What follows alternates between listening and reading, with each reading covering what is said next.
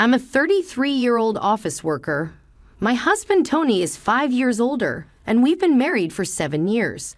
Currently, due to certain circumstances, I live with my mother. Please ask me how I ended up in this situation. Going back to years, Tony and I built a house. At the time, Tony had just switched jobs, and we didn't have much in the way of savings or income. Tony's previous job was at a major corporation. However, he suffered from insidious harassment from his boss, leading to sleepless nights. A few months later, he became unable to go to work. He consulted a psychiatrist and took a leave of absence for about 3 months. Still, with no signs of recovery, he ultimately resigned. After that, we managed to live on my salary alone. Tony, unemployed for 2 months, began to regain his energy. He started eating well and sleeping again, and his psychiatrist was happy about his speedy recovery. My positive, beloved Tony was back. From there, he vigorously searched for a job. His experience at a major corporation was an advantage, but finding a new job wasn't easy due to his reason for resignation being mental health. During this time, we found a small company that needed him. His salary was about 2/3 of what he used to earn, but seeing his eyes shine as he said, "It's way better than being jobless. Let's do this," made me happy. Moreover, it was in the field that he wanted. We wanted to have children, but it was clear that life would become difficult if I stopped working. As a result, and because I also loved my job, we gave up on having children. At the time, we didn't think about building a house as it was just the 2 of us. However, a cloud overshadowed our peaceful life. My mother, Karen, became paralyzed due to a traffic accident and had to live in a wheelchair. Since my father passed away when I was in middle school, Karen had been living alone. Our family home was an old house, far from being wheelchair-friendly with many steps. Tony then suggested, "I'm worried. Let's live together." Karen and I were surprised, but I loved this kind of unexpected kindness from Tony. Tony had just changed jobs, so we didn't know what would happen, but we decided to apply for a mortgage. As expected, it was difficult to get a loan due to the short length of his current employment. But we possessed something unbeatable: determination and an unbreakable spirit, our greatest strengths. We persisted, trying out a 5th mortgage company. It was indeed difficult to get Tony's loan approved, but the loan officer proposed various options to us. We took a chance on one of these proposals, and it led to a successful loan approval. We finally decided to buy our own home. I had always dreamed of living in a house filled with the scent of wood, thick exposed wooden beams on the ceiling, customized storage spaces designed just for us, a kitchen adjusted to my short stature, and a spacious flooring made of cypress. Of course, it is a barrier-free single-story house, perfect for comfortable living in a wheelchair. We couldn't wait for it to be completed and made a daily routine of visiting the construction site. Then our painstakingly designed dream home was finished. It has a large yard where my mother, who had become reluctant to go out, can now enjoy sunbathing. However, there was one dissatisfaction. The land on which we built was given to us by Tony's grandfather. Tony's family wasn't particularly rich, but his grandfather adored him. But then Tony's grandfather was suddenly diagnosed with cancer. Upon learning of his illness, he began to distribute his assets. Tony received the largest plot of land as per his grandfather's wishes. It felt like winning the lottery, but there was a major catch. The land was just a 5-minute walk from Tony's family home. When we told them that my mother would be moving in with us, Tony's sister laughed and said, "Why is your mother moving in too? How shameless is your family? I knew marrying a strange woman like you would cause trouble." Tony's mother also snidely remarked, "Isn't it awful for my son to be dragged into caring for the elderly? Aren't you some kind of curse?" Even during these times, Tony defended my mother and me, saying, "It's the land that Grandpa gave me. There's no reason for anyone to complain." Tony's mother and sister are quite malicious, almost world-class. I think it's a miracle that such a kind person like Tony was raised in that family. To me, he's like a beautiful lotus flower blooming out of the mud. Tony always said about his family, I have two great examples of what not to be at home. But I'm sure the reason Tony's grandfather gave us this land was probably because he wanted us to look after his mother in her old age. He also had other properties and gave Tony's sister a parking lot located 10 minutes walk from their family home. In terms of size, it's about 2/3 of the land that Tony received. However, it already has a full parking contract, so the monthly parking lot income is significant. Personally, I would have preferred that, but you can't complain about a gift. It is something to be grateful for. In reality, thanks to my grandfather-in-law, we were able to build a house. Having no cost for the land and being able to use it as collateral for a loan made a big difference. Once the house was completed, we invited my mother-in-law and sister-in-law's family.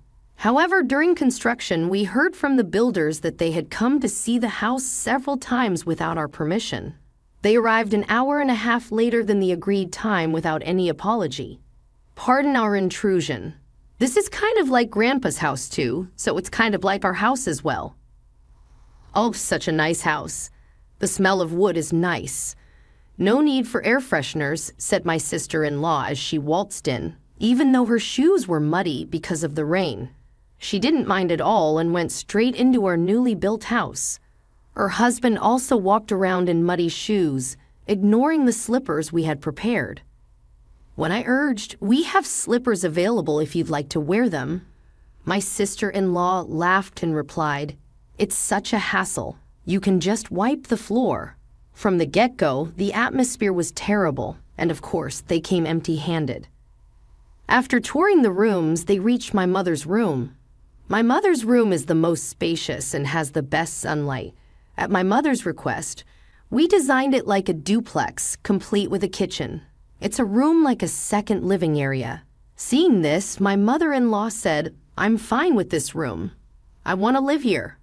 The third thing to say, furthermore, my mother-in-law told my mother, you were fortunate to have that accident, weren't you?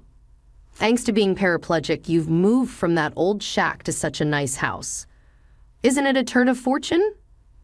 My mother said nothing, but she looked so sad. Inside, I was boiling over with anger, but before I could respond, Tony spoke up. What did you just say? There are things you can and can't say to people. It makes me question your humanity. I don't even want to think that you're part of my family. You're the worst. Apologize now, Tony said in a strong tone. Whether they found this amusing or not, my mother and sister-in-law glared at me. Then my sister-in-law confronted Tony with a heated look. What? What's this all about? That's a total turn-off. It's not cool to invite people and then treat them like that. Just because you built a house doesn't mean you can act all high and mighty. The mother-in-law joined in too. My son went off the rails because he ended up with a wife like you. You're a jinx. Tony didn't stay silent either. Enough is enough. This mess started because of your rude remarks.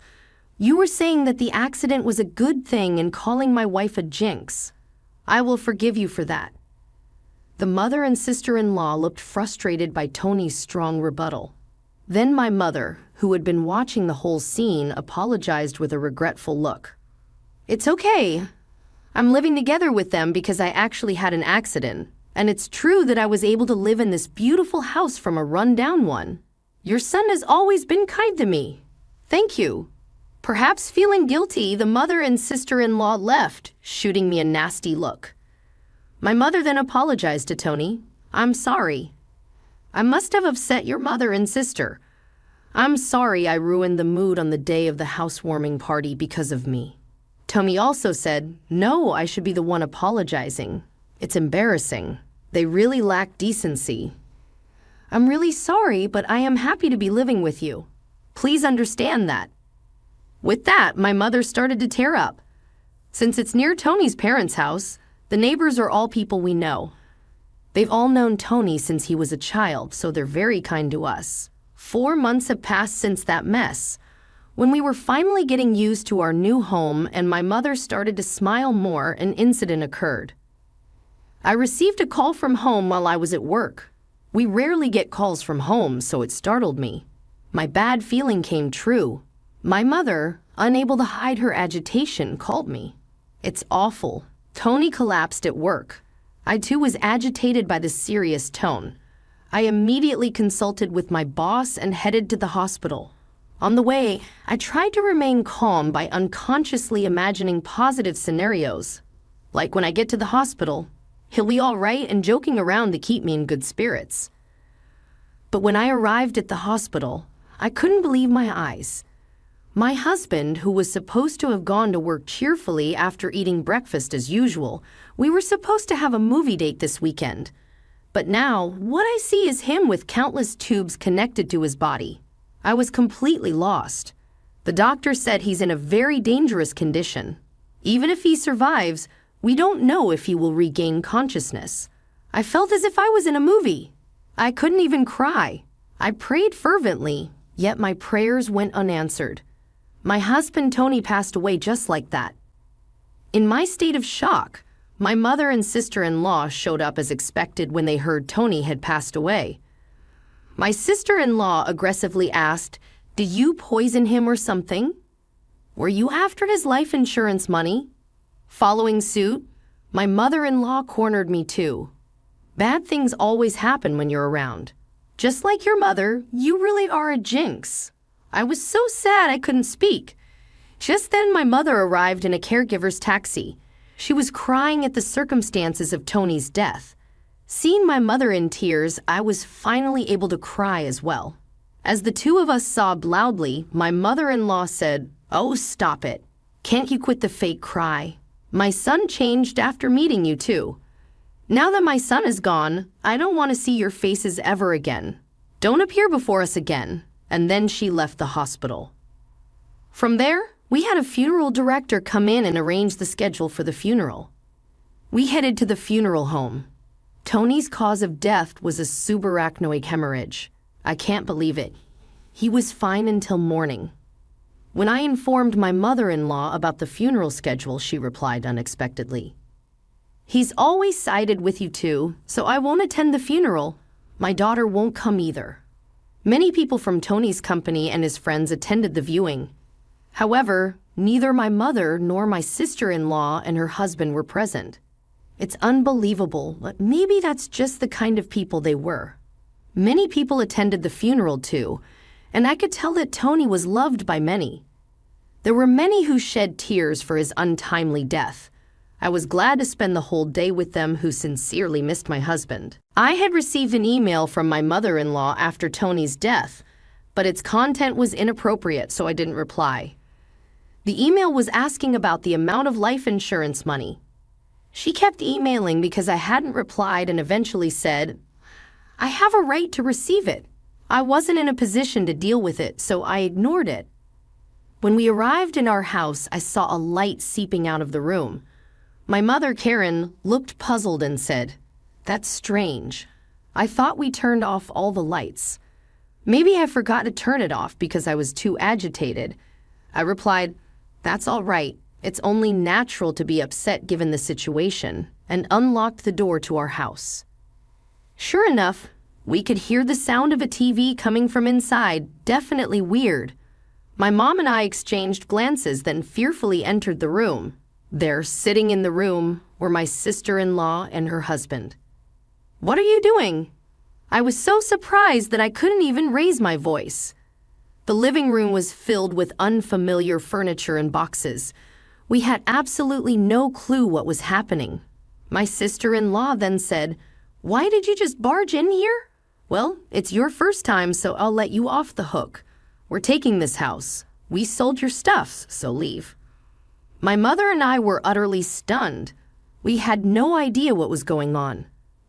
When I asked where did our stuff and furniture go, she nonchalantly replied, "We had a resale company come today, and they took everything. You had some pretty good furniture. We got a good price for it. We bought this furniture with that money. Who wants furniture that a dead person used? It's bad luck, isn't it? I'm the type to care about such things. Your stuff is packed in these boxes. I don't know if you minimalists are just poor, but it was a relief that you had so few things." The furniture was carefully chosen by my husband. I absolutely couldn't forgive them. My mom was also furious, her face turning beet red, but she was too shocked to reply. I immediately called the resale company. After explaining the situation, they agreed to treat the items as stolen and return them. Honestly, now that my husband is gone, I want nothing to do with his family. But I do feel a desire to stay in the house filled with memories of him. As I was struggling with these feelings, my mother said to me in a voice only I could hear, "What do you think Tony would say if you were here now? Maybe he'd say we should leave." I'm sure that's true. Tony always used to say, it's worth spending time with people who understand you. But there are also people who just won't get it no matter how much you explain. It's a waste of time dealing with those low-level aliens. He was, in fact, talking about his mother and sister. I can see it clearly now. If we continue to live here, his family and relatives will keep interfering. I impulsively signed a lease on an accessible apartment. My mother was taken aback by my decisiveness. I asked the resale company to keep the furniture for a few days, and it was moved to the new apartment. 3 days later, in exchange for moving out, I made the mother and sister-in-law promise to cut ties with us. And so a new life began with just my mother and me in the apartment. It seems that Tony had so many life insurance policies, it was almost obsessive.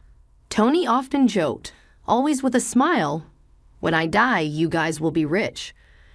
True to his word, my husband left my mother and me enough money to be comfortable for the rest of our lives. He was unable to secure a mortgage when we bought the house. So being an employee at a major corporation, I purchased the house under my name. I ensured that even if something happened to Tony first, I certainly wasn't stupid enough to continue paying the mortgage for a house I wouldn't live in. Under the original contract, the house would be auctioned off if the mortgage wasn't paid for 3 months. In the hustle and bustle of life, 3 months passed in a flash. Then I received a barrage of calls from my sister-in-law, Jessica, with astounding fury. My call history was filled with Jessica and my mother-in-law, Linda. What the heck? This is seriously scary. It sounds like something out of a horror movie. I thought it was a little horror movie. Since they were being incredibly persistent, I picked up the phone only to find out they were furious that the house was being sold. Apparently, when they returned home, they were unable to get in, and there was a seizure notice. Jessica and her husband moved out of the apartment they had been living in since Tony passed away, and Jessica had also quit her job. I suggested that they move back into their parents' house since they were panicking about suddenly being homeless. To my surprise, Linda had become so involved in gambling that she couldn't keep up and had sold her own house. It seems they had been living together for the past 2 months. From what I hear, they even sold their primary source of income, a parking lot in front of the train station, a long time ago. Now Linda and Jessica's family are completely homeless. When Linda said, "I'm sorry for everything, let's get along. Can you lend me some money, please?" I replied, "I think it's best if you stay away since I'm a jinx. We're strangers now that we've severed ties." Linda fell silent after, mumbling a weak "ah." In my mind, I was laughing, thinking who's the real bad luck charm here. Then when I said, "I won't lend you a single cent," Jessica, who had been listening to the conversation next to Linda, shouted, "You devil, bring us the money right now." I am a devil and bad luck, so I'm going to hang up now, I replied and ended the call. In truth, I had a lawyer involved for the past 3 months, pushing for the auction of the house. I thought it was an unusual case, but apparently it's not that uncommon. The house was sold without any major trouble, allowing our family a moment of respite. We plan to find a new home with the money Tony left us. Given it's just my mother and me, we don't need a big house. We'd rather prioritize security as 2 women living together. And so I chose a condominium with minimal noise disturbance. I remember something my husband always said when we built our home. People can get energy from the sun, so let's create a place where the mother-in-law can enjoy her hobby of reading in the garden without feeling self-conscious. With those words, he had made a spacious courtyard for her. So I looked for a condo with a large balcony where she could enjoy her coffee and read. It's smaller than our previous home, but the room is spacious enough to house the furniture my husband proudly chose. The piece of land that was gifted to us by Tony's grandfather was expansive, and the house sold for more than expected. With that money, I bought a rather luxurious condominium. The security is top-notch, so my worrywart husband would surely rest easy. And I heard rumors about my in-laws as a family. Our old neighbors were worried about my sister-in-law's family suddenly moving in. My mother-in-law and sister-in-law's family were left homeless. They even tried to borrow money from neighbors. In the end, they couldn't borrow anything and ended up living in public housing after consulting with the community. But they're stubborn people, so it seems the trouble never ends. From what I've heard, they caused a commotion by having a barbecue on their small balcony. Their thoughtless actions must have shocked the locals.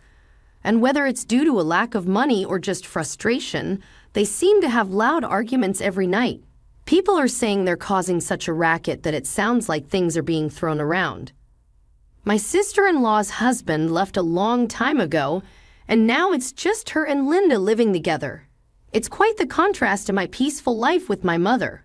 Although we're both two-member households, it seems that the neighbors are banding together to try to get this nuisance family evicted. No matter where you go, if you're a nuisance, people won't welcome you. And what goes around comes around.